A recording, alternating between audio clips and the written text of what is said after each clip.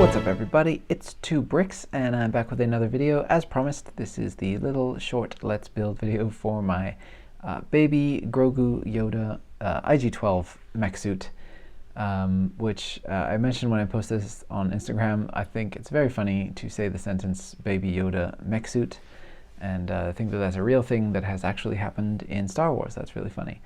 But yeah, my mission was to make an IG-12 suit that could accommodate a baby Yoda as best as I could. And my main thing that I wanted to do is not increase the overall size of the official Lego IG-11 or Hunter droid minifigures. And so I kind of have gone with the similar height here and tried to use as many of the same sort of proportions as possible. Obviously, my version here has wider legs, a shorter head, and a very, very specialized body, and that's just what needs to happen in order to accommodate any kind of little indication of Grogu in there. So here he is, and I have the the little inkwell piece in there to represent his body, to give some kind of indication of that, because when you don't have any indication of where his body is sitting, it looks horrifying to most people. So there you go. So this is actually version 2 of this. I did post version 1 on Instagram, and again, it was not well received because it gave people nightmares. So yeah, this is version 2. I like it a lot better, and I think most of you folks do as well, if the comments are to be believed. So today I'm going to show you how to build your very own if you want to have a little old Grogu running around saying yes or no repeatedly in your scenes, in your mocks. This will be the way to do it. So let's get in and see how to build this little creation. And don't forget, the link to the Rebrickable page with this listing, with the parts list and everything, is down in the description. So make sure to check that out before we proceed, so you can build along, get the parts that you need, and you can make your own little baby Grogu mech. So here we go. All right, so to start off with, I just want to mention that this is the printed IG-11 headpiece that we got from official Lego sets, and it's probably quite rare and expensive. But you can go ahead and, of course, switch that out for a standard unprinted cylinder piece. That will work just fine. So let's get in and start the building. So I'm going to start with the torso here. So we're going to start with a 3L bar. That's 3 Lego units long, or 3 studs long, I guess. And I'm going to plug in one of my arm pieces with the thicker, the kind of bulkier supported end at the top. So I'll have both those matching, so one on either side, like so. And then on the bottom, I'm going to plug in my pneumatic T-bar piece. So that's going to make our hips and also attach Grogu. So I'm just going to kind of get everything sort of lined up how I want it to be. So kind of even spacing on either side for the shoulders there. And then the T-bar piece, just poke that through because we need that to be visible, like so. And then I just take these 2 hand claw type pieces here, place those on either side, and those are just kind of like the frame, or the suggestion of the frame around where Grogu sits. And then I can take this gray or dark bluish gray stud with a hole in it and place it underneath this dark tan inkwell piece, which represents Grogu's body, and take his little disembodied head, and conveniently the neck joint fits onto one of those bar-sized holders very, very nicely. And then we can go ahead and plug this in. So just kind of have to, it does get stuck in here, this annoyingly. There you go. But yeah, just swivel that forward, and then I can just press down into there, and once again just adjust the positioning. And we can place the 2 arms on either side.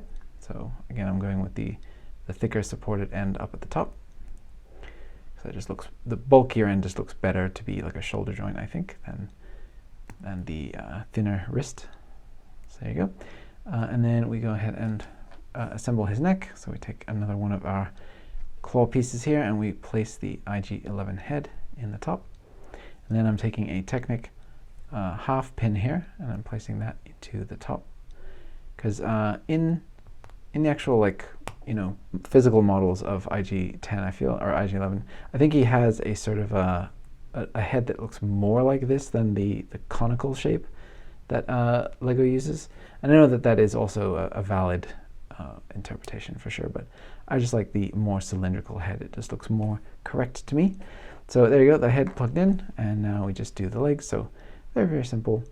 Place a hollow stud here I'm using the light blue square, but you can use dark if you want to keep it, you know, more consistent. And then we take 2 of those, so the new 2L bar plugs into those. And then for the thigh connections, we just place these bar holder pieces, one on either side, like so. And then go ahead and connect these on the little bit of available space on either side of where the hips connect. So there he is. There's your IG-12 mech, and you can kind of, like I said, finesse the body position a little bit to make sure that it looks balanced and that it actually will stand up, which usually it will. So something about like that. And then also, if you want to have, you know, one arm up over the top, obviously Grogu's ears do interfere there a little bit, so you can just rotate it around the back to pose it, and you can make him look like he's, you know, striding forward, like so, and it just kind of works like that. So there you go. I think this is a pretty fun, flexible little design here. It's definitely a wacky inclusion, like I said, to think about being in the canon of Star Wars, especially given that Grogu is riding around in the sort of disembodied corpse of his former babysitter. But it's all good in the end. They find some parts and they repair him up, and it's all fine. He's no longer dead, and Grogu is no longer puppeteering his body, so that's good. So there you go. There is your IG-12 mech suit, complete with horrifying little baby Yoda in the chest cavity. Alright guys, so there you have Din Djarin and Din Grogu back together again.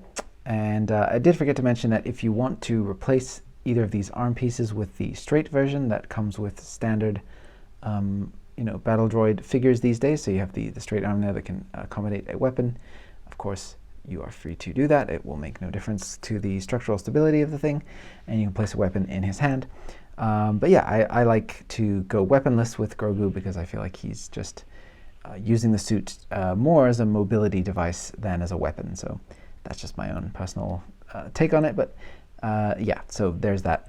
But yeah, so there is your build. I hope that you enjoyed this, and I hope that you did enjoy Season 3 of The Mandalorian. I know it was definitely met with some mixed responses, including from myself, but I will never yuck somebody's yums, and if you enjoyed the season, then more power to you. I hope that you continue to enjoy it when the writer's strike is over and things are back to normal. And yeah, so we can all look forward to more content in the future, I'm sure.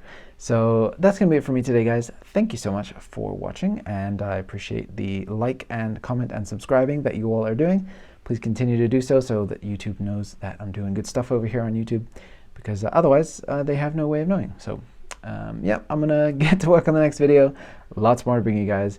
I'll see you on the next one, and may the Force be with you.